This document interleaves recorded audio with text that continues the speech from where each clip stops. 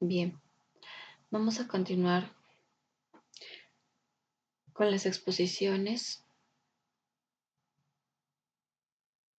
En esta oportunidad vamos a hablar de lo que es la artritis reumatoidea.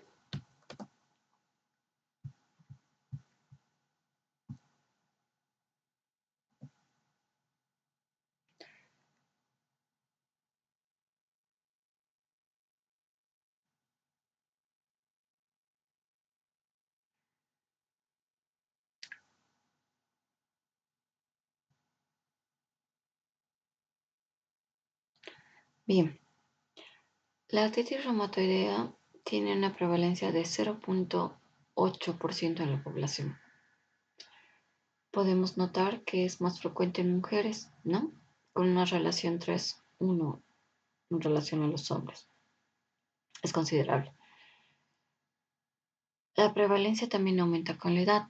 Su inicio es en el cuarto y quinto decenio de la vida. Y la incidencia en mujeres de 60 a 64 es veces mayor que las de 18 y 29. También podemos hablar de una predisposición genética, con la presencia de antígenos leucocitarios humanos como el HLA DR4, DRB1, 0401, o también el HLA DR10, DRB1, 1001 o HLA DR9, DRB1, 0901. ¿No? Estos dos últimos se han destacado en países latinoamericanos. Bien, la artritis reumatoidea es una enfermedad crónica y multidiseminada de etiología desconocida. Entonces, se va a caracterizar por una sinovitis inflamatoria persistente,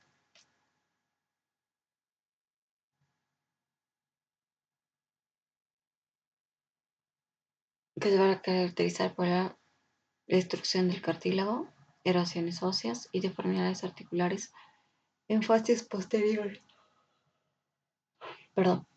Va a afectar articulaciones periféricas y de distribución simétrica. Puede presentarse de manera asimétrica, pero es muy, muy infrecuente. La mayoría de su presentación y distribución es simétrica. Bien, ya habíamos adelantado algo, ¿no? La etiología es desconocida. Estas manifestaciones que puede presentarse es de la respuesta del huésped con predisposición genética que puede darse a un agente infeccioso.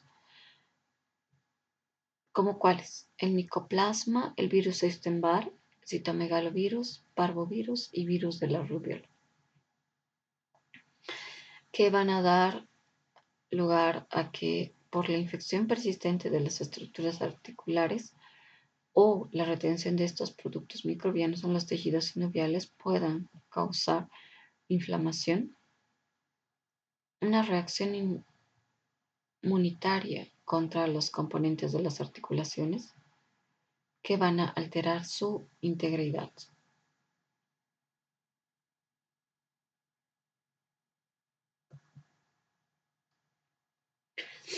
Bien, dentro que corresponde a la patogenia de la artritis es compleja y en ella van a intervenir diferentes células ya implicadas en esta respuesta inmune, ya sea innata y adquirida. En esta patogenia participan células residentes en la membrana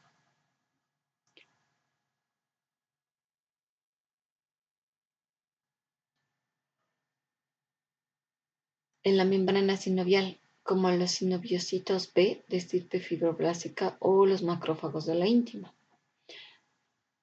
y las células inflamatorias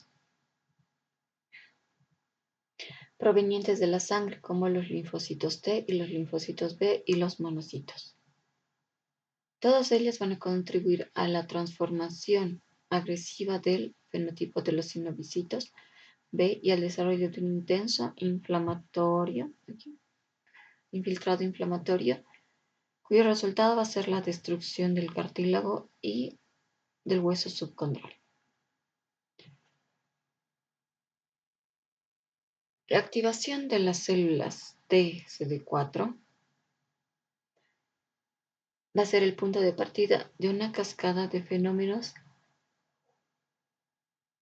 proinflamatorios con la producción de gran cantidad de citocinas y proliferación celular que en caso de perpetuarse en forma mantenida como ocurre en la artritis, da lugar a una inflamación crónica muy activa, capaz de destruir los tejidos en los que se desencadena,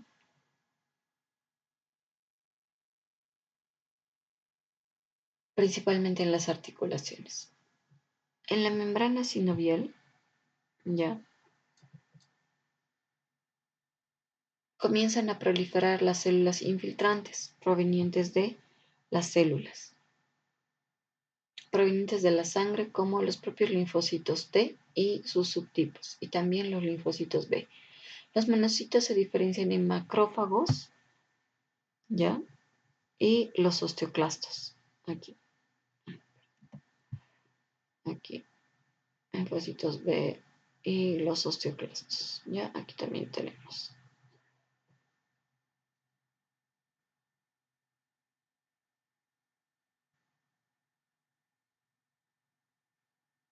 Que van a activar a los condrocitos articulares.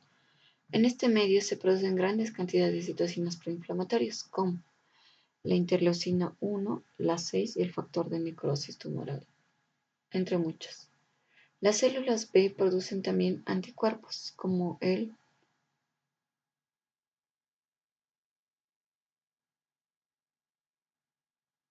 van a producir autoanticuerpos como el factor reumatoideo y los anticuerpos antipeptídicos citrulinados, todo lo cual conduce a la destrucción no solo de la membrana sinovial, sino del hueso subyacente y del cartílago articular.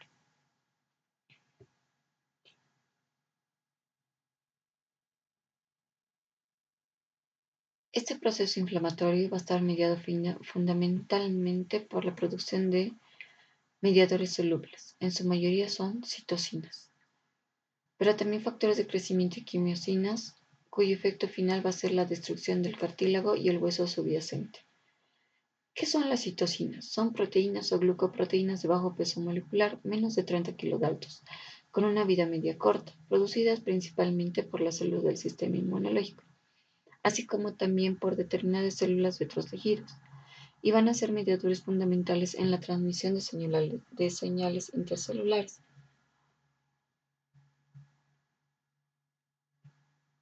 Si bien no se conoce mucho en la etiología de la artritis reumatoidea, se conoce bien los mecanismos que intervienen en su fisiopatología. En la membrana sinovial, que tapiza la superficie articular y las vainas tendinosas, se produce una infiltración por diversas células inflamatorias, entre las que los linfocitos T helper 17, secretores de la citocina con mayor efecto proinflamatorio que es la interleucina 17, parece desempeñar un papel iniciador interaccionando con células dendríticas, macrófagos y células beta 2. Los macrófagos son células fundamentales en la fisiopatología y la magnitud de su infiltración, que se va a correlacionar con los síntomas, probablemente debido a la secreción de mediadores proinflamatorios claves, así como el factor de necrosis tumoral alfa y la interleucina 1B. Entonces, fundamentalmente vamos a tomar en cuenta a los siguientes proinflamatorios, a los mediadores proinflamatorios, la interleucina 1, 1B, la interleucina 6 y el factor de necrosis tumoral. Podemos ver aquí otras interleucinas, pero principalmente estas van a desencadenar toda la cascada, ¿de acuerdo? Interleucina 1, interleucina 6 y el factor de necrosis tumoral alfa, que van a perpetuar la inflamación crónica en esta patología. Los fibroblastos sinoviales son inicialmente activados por el microambiente local y posteriormente van a adquirir un fenotipo pseudomaligno con regulación alta de oncogenes, inhibición de la apoptosis y la secreción de citocinas, quimiosinas y metaloproteinasas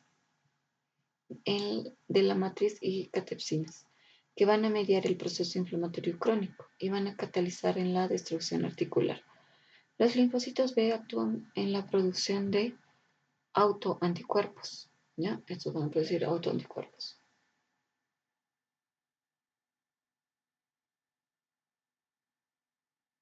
Son células plasmáticas sinoviales, como células activadoras de los linfocitos T en su función de células presentadoras de antígeno y de activación de fibroblastos mediante la secreción de factor de necrosis tumoral alfa y la linfotoxina B. Además se forman folículos linfoides en el tejido sinovial, que sugiere que la presentación de antígenos tiene lugar localmente, mientras que en otros pacientes los linfocitos B se distribuyen en agregados o difusamente. Por último, se van a producir una activación y hiperplasia de los mastocitos a nivel articular. El tejido inflamatorio, aquí, o panos, adquiere la capacidad de invadir y destruir el cartílago articular adyacente. La activación de los osteoclastos del hueso periarticular conducen a la resorción y se forman erosiones óseas que van a caracterizar a la enfermedad. Entonces, vamos a repetir. Los osteoclastos del hueso periarticular conducen a la resorción y van a formar las erosiones óseas, que son características de la enfermedad. La función de las células T CD4 reguladoras están disminuidas, lo que contribuye al desequilibrio entre los brazos efectores y el regulador de la inmunidad. La angiogénesis se refiere a la formación de nuevos vasos capilares o una neovascularización a partir de vasos preexistentes, a diferencia de la vasculogénesis o formación de capilares de novo a partir de células precursoras endoteliales. La angiogénesis es un proceso precoz y crítico en la fisiopatología de la artritis, que va a depender de la activación y migración y la proliferación de células endoteliales. Un papel importante juega acá es la interleucina 17.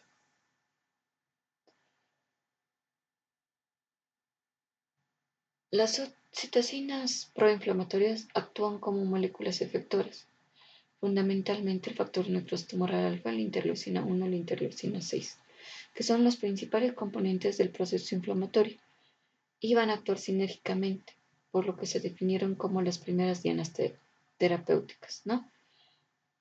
El factor de necrosis tumoral alfa es un estímulo importante para las células productoras de mediadores inflamatorios, citocinas, metaloproteinasas, óxido nítrico, prostaglandina E2, mientras que la interleucina 1b media la destrucción del cartílago y hueso a través de la secreción de metaloproteinasas, disminución de síntesis de glucosaminoglucanos. Los inhibidores naturales de citocinas proinflamatorias, tales como el antagonista del receptor de la interleucina 1, RA, R1, R2, S, factor de necrosis tumoral, R1, R2, están incrementados, pero no lo suficiente como para contrarrestar el efecto antiinflamatorio.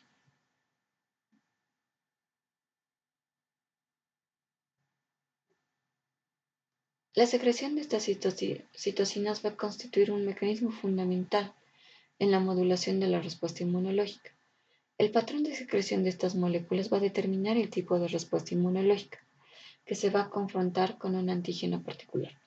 Las células en la membrana sinovial inflamada y en el panos van a elaborar citocinas como factor de necrosis tumoral, como ya habíamos dicho, la interleucina 1, interleucina 6, 17 y 23, que contribuyen a la inflamación y pueden afectar directamente al hueso. Además de potenciar la actividad de otras citocinas proinflamatorias, la interleucina 17 estimula la diferenciación de los osteoclastos e induce la degradación directa de los proteoglucanos del cartílago in vivo y ex vivo.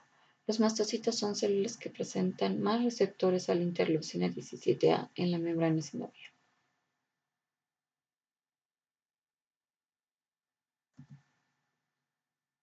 Bien, a nivel histológico, ¿qué es lo que vamos a evidenciar? O al examen microscópico. Va a haber una hiperplasia, una hipertrofia de las células del revestimiento sinovial, alteraciones vasculares locales y segmentarias, como una lesión microvascular, trombosis, neovascularización, como ya habíamos indicado, edema e infiltración por células mononucleares que forman acumulaciones alrededor de los vasos sanguíneos de pequeño calibre. En la patogenia, ya habíamos dicho que la actividad de las quimiosinas y citocinas, que son secretadas por células en la membrana sinovial como los fibroblastos y las células endoteliales, que van a explicar muchas de las características de la sinovitis reumatoide, la inflamación sinovial, lesión cartilaginosa y lesión ósea. Bueno, podemos decir que el factor transformador beta va a inhibir la sinovitis reumatoide, activación y proliferación de las células T y la diferenciación de las células B y la migración de las células hacia la zona de inflamación y detener aquel. Ahora, inmunológicamente ya habíamos mencionado algo, que va a ser debido a la activación de las células TCD4, que van a infiltrar la sinovial, que va a haber un aumento de los receptores solubles de la interleucina 2, un producto de las células T activadas en sangre y líquido sinovial. La atenuación de la enfermedad será al eliminar las células T por medio del drenaje del conducto torácico o linfaferesis periférica con medicamentos como la ciclosporina, leflunomide o anticuerpos monoclonales no deficientes contra CD4 o inhibidores de la activación de las células T como antagonistas de la estimulación de las células T, CTLA4 inmunoglobulina.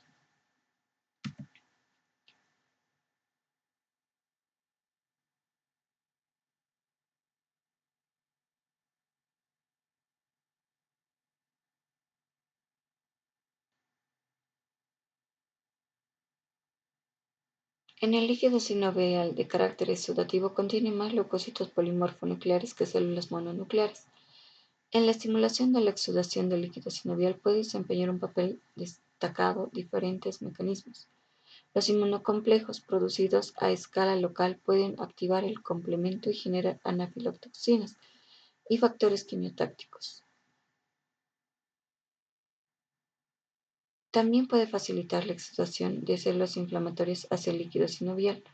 Por último, los efectores vasodilatadores de la prostaglandina 2 sintetizada a escala local también puede facilitar la llegada de células inflamatorias hacia la célula de inflamación.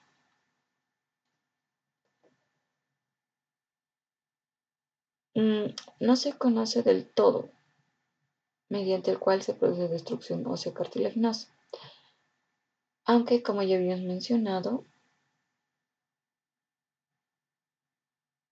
los osteoclastos van a participar en aquello. El líquido sinovial contiene diferentes enzimas que en principio son capaces de degradar el cartílago. La mayor parte de la destrucción se produce en yuxtaposición al sinovio inflamado o el panus, que se extiende hasta cubrir el cartílago articular. Este tejido de granulación vascular está formado por fibroblastos proliferantes, vasos sanguíneos de pequeño tamaño y un número variable de células mononucleares, que van a producir gran cantidad de enzimas de degradación como colagenasa y estromelicina, que facilita la lesión hística. Las citocinas, interleucina 1, factor de necrosis tumoral, desempeñan un papel importante en la estimulación de células del panus sinovial para la liberación de colagenasa y otras proteasas neutras. Estas mismas dos citocinas activan también el condrocito in situ, estimulándolos para producir enzimas proteolíticas que pueden degradar localmente el cartílago e inhibiendo también la síntesis de nuevas moléculas matriz. Ambas citocinas pueden contribuir a la desmineralización local del hueso a través de la activación de los osteoclastos, que se acumulan en las zonas de resorción ósea local. La prostaglandina 2 producida por los fibroblastos y macrófagos también contribuye a la desmineralización ósea. Es probable que la vía final común de la erosión ósea implique la activación de los osteoclastos, que están presentes en grandes cantidades en esta zona. Bien, dentro de la clínica. Vamos a ver que es una afectación poliarticular, ¿no? Que puede afectar manos, muñecas, rodillas y pies. Ya habíamos dicho que se presenta de forma simétrica. Puede estar acompañada de síntomas generales como la fiebre, la linfadenopatía y la esplenomegalia, donde el dolor se puede agravar con el movimiento. También puede presentarse la rigidez matutina, que puede ser mayor a 1 hora. Y aquí podemos ver eh, ciertas características en la artritis reumatoidea.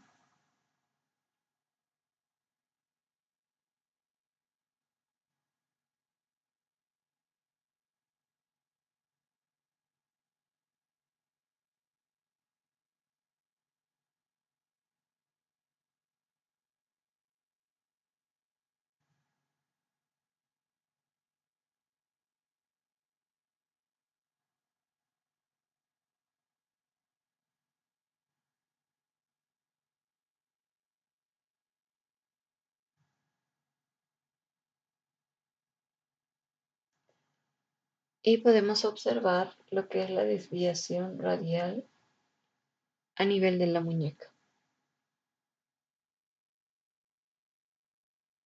Desviación cubital de los dedos, a menudo con subluxación palmar de las falanges proximales, deformidades en Z. También podemos ver una hiperextensión de las articulaciones interfalángicas proximales con flexión compensadora de las articulaciones interfalángicas distales. Deformidad en cuello de cisne.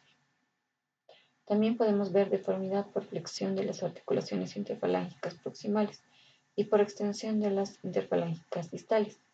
Deformidades en botón. También una hiperextensión de la primera articulación metacarpofalángica, con la consiguiente pérdida de movilidad del pulgar y su capacidad de prensión.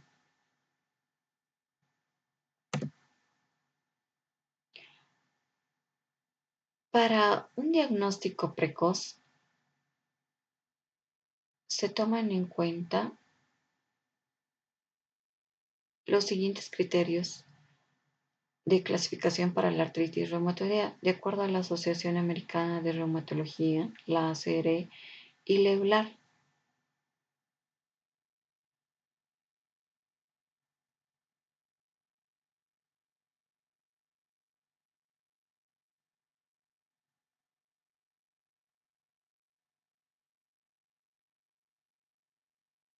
Estos criterios de clasificación propuestos incluyen variables clínicas y serológicas.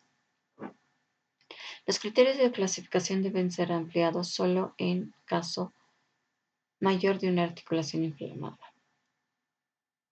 Se necesita una puntuación mayor o igual a 6 puntos para un diagnóstico definitivo de artritis.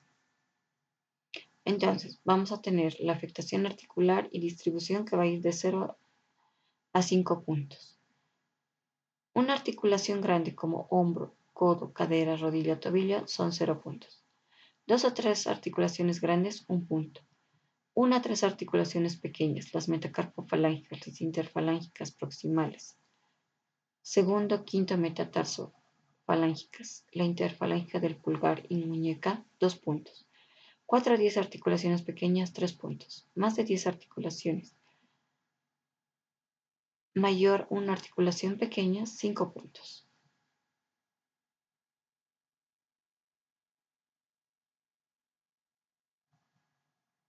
La duración de los síntomas, de 0 a 1 puntos. Esto puede ser variable. Se refiere a la máxima duración de los signos y síntomas reportados por los pacientes sobre cualquier articulación afectada. Menos de 6 semanas, 0 puntos. Más o igual a 6 semanas, 1 punto. De acuerdo a la serología, tenemos de 0 a 3 puntos. Factor reumatoideo negativo y anticuerpos citrulinados negativos, 0 puntos. Factor reumatoideo positivo débil o anticuerpos citrulinados positivo débil, 2 puntos. Factor reumatoideo muy positivo para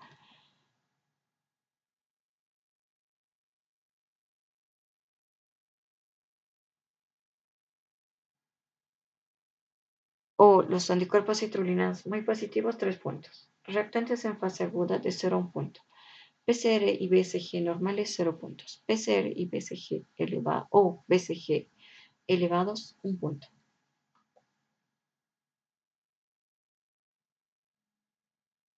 Esto con la finalidad de hacer un diagnóstico precoz y de la misma manera iniciar un tratamiento adecuado.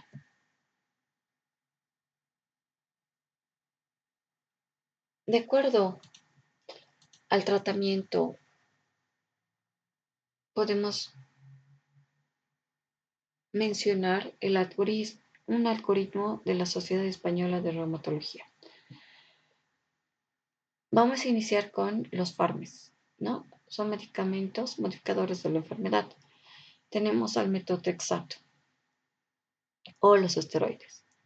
Si no hay contraindicación, entonces podemos dar metotrexato más esteroides, con una monitorización de 3 a 6 meses. Pero si hay contraindicación, a metotrexatos podemos usar leflunomide o sulfasalazina más esteroides. Pero cuando hay contraindicación a esteroides, el tratamiento combinado con fármacos clásicos o triple terapia. Igual, una monitorización de 3 a 6 meses.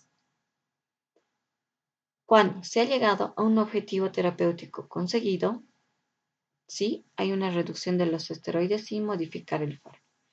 Pero cuando el objetivo terapéutico no ha sido conseguido, son factores de mal pronóstico. Sí, tolera el tratamiento fármaco. No añadir un inhibidor de la interleucina 6 o fármacos sintéticos, que tiene una menor fuerza en la recomendación. Si tolera añadir un biológico o fármacos. Si no hay factores de mal pronóstico, este tratamiento combinado sí se va a añadir un tratamiento biológico. Si no, un tratamiento combinado con fármacos biológicos o fármacos ST.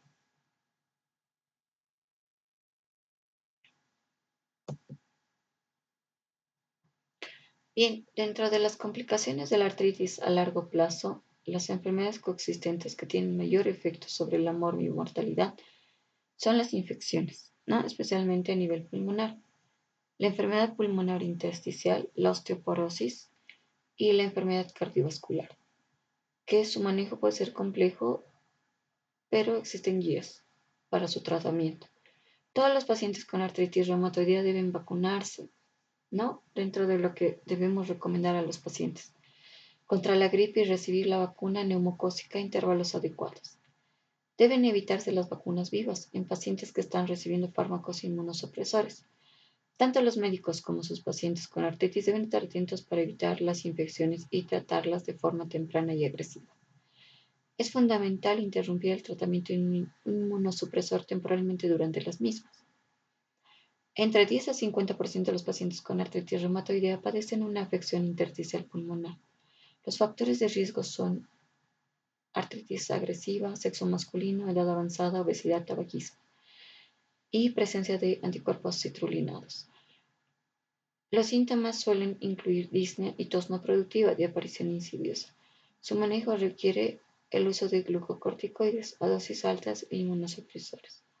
La incidencia de la osteoporosis se duplica en los pacientes con artritis, por lo que deben realizarse estudios de densidad ósea a todos los pacientes, especialmente en aquellos que vayan a recibir glucocorticoides o tengan algunos otros factores de riesgo. Las enfermedades cardiovasculares representan mayor parte del exceso de mortalidad asociado, porque los factores de riesgo de aterosclerosis modificables deben buscarse y tratarse de forma agresiva. Y en esencial se debe trabajar en el abandono del hábito del tabaco, ya que también se ha asociado a una mayor gravedad de la artritis. Muchas gracias por su atención.